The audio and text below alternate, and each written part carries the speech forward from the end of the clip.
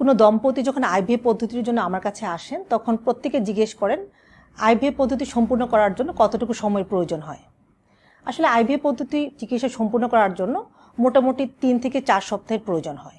এই পদ্ধতিটাকে আমরা দুভাগে ভাগ করি। ফার্স্ট পার্ট হচ্ছে ovarian stimulation to ovum pick up and second part হচ্ছে এমব্রায়ো ট্রান্সফার।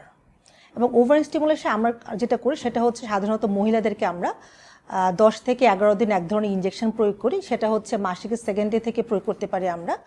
এবং যখন ওনার ডিমগুলো ম্যাচিউর হবে ইনজেকশনের মাধ্যমে তখন আমরা সেই এগগুলোকে ওভাম পিক আপ এক ধরনের প্রক্রিয়ার মাধ্যমে আমরা বের করে নিয়ে আসি। তারপর সেই মহিলার ডিমগুলোকে হাজব্যান্ডের শুক্রাণুর সাথে মিশিয়ে ল্যাবে আমরা ভ্রূণ তৈরি করি।